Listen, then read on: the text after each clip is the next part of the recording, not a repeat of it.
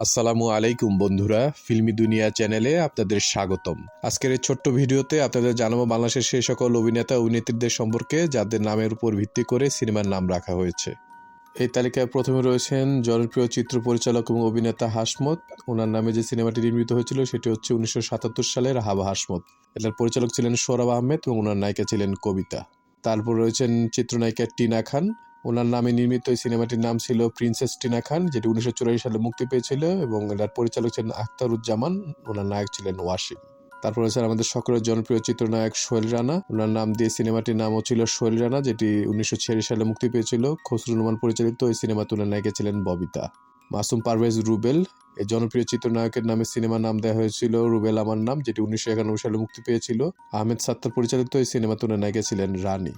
তারপর রয়েছেন প্রিয়দর্শিনী মৌসুমী। ওনার নামে একটি সিনেমা হয়েছিল যেটা নাম ছিল মৌসুমী। 1993 সালে মুক্তিপ্রাপ্ত এই সিনেমাটির পরিচালক ছিলেন নজমুল হুদা মিন্টু এবং ওনার বিপরীতে ছিলেন নাদিম হায়দার এবং অমিত হাসান। তারপর রয়েছেন চিত্রনায়িকা পূর্ণিমা। পৃথকভাবে ওনার নাম দিয়ে নির্মিত সিনেমাটির নাম ছিল মধু পূর্ণিমা, যেটাতে ফেরদৌসের নাম ছিল মধু এবং পূর্ণিমার নাম ছিল পূর্ণিমা। এম এ খান সবুজ পরিচালিত সিনেমাটি 1958 সালে মুক্তি পায়। আমাদের সকলের প্রিয় আসলাম তালুকদার ওরফে চিত্রনায়ক মান্না।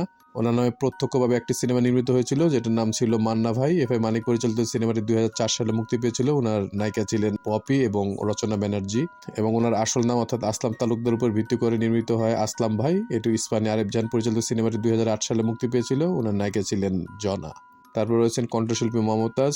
জনপ্রিয় চিত্র পরিচালক উত্তম আকাশ ওনার একটি বায়োপিক নির্মাণ করেন মমতাজ নামে, যেটি 2005 সালে মুক্তি পেয়েছিল। এটাতে ওনার বিপরীতে ছিলেন হুমায়ুন ফরিদ এবং হেলাল খান। তারপর রয়েছেন কাজী মারুফ। কাজী মারুফের নামে দুটি সিনেমা নির্মিত হয়েছে। একটি হচ্ছে 2007 সালে মুক্তিপ্রাপ্ত কাজী হায়াত পরিচালিত ক্যাপ্টেন মারুফ, এটাতে নায়িকা ছিলেন নদী। তারপর মুক্তি পায় 2012 সালে শাহাদাত হোসেন লিটন পরিচালিত মারুফের চ্যালেঞ্জ, এটাতে নায়িকা ছিলেন সাহারা। তারপর হচ্ছে নাম্বার ওয়ান শাকিব খান। ওনার নামে প্রত্যক্ষভাবে মুক্তিপ্রাপ্ত সিনেমাটির নাম হচ্ছে 2010 সালে মুক্তিপ্রাপ্ত বদিউল আলম খোকন পরিচালিত নাম্বার ওয়ান শাকিব খান এবং ওনার নাম যেহেতু মাসুদ রানা, ওনার কাছ থেকে অনুমতি নিয়েই রানা পাগলা দ্য মেন্টাল নামে একটি সিনেমা নির্মিত হয়েছিল, যেটার পরিচালক ছিলেন শামীম আহমেদ রনি। সিনেমাটি 2016 সালে মুক্তি পেয়েছিল। ওনার বিপরীতে ছিলেন নুসরুদ্দিন তিশা এবং আঁচল আখি। তারপর রয়েছেন চিত্রনায়িকা সিমি ইসলাম কলি। ওনার নাম দিয়ে নির্মিত সিনেমাটির নাম ছিল মাই নেম ইজ সিমি। 2014 সালে মুক্তিপ্রাপ্ত এই সিনেমাটির পরিচালক ছিলেন মন্তজুর রহমান আকবর এবং ওনার নায়ক ছিলেন জায়েদ খান। তারপর রয়েছেন চিত্রনায়ক ইউল রাইয়ান, যিনি জনপ্রিয় চিত্রনায়ক সোহেল রানা সাহেবের ছেলে। ওনার নামে একটি সিনেমা নির্মিত হয়েছে, সেটি হচ্ছে 2017 সালের রাইয়ান সিনেমাটি, যেটার পরিচালক ছিলেন তিনি নিজে, অর্থাৎ ওনার প্রকৃত নাম হচ্ছে মাসরুর পারভেজ। এই সিনেমাতে ওনার নায়িকা ছিলেন নাজিয়া হক অর্ষা।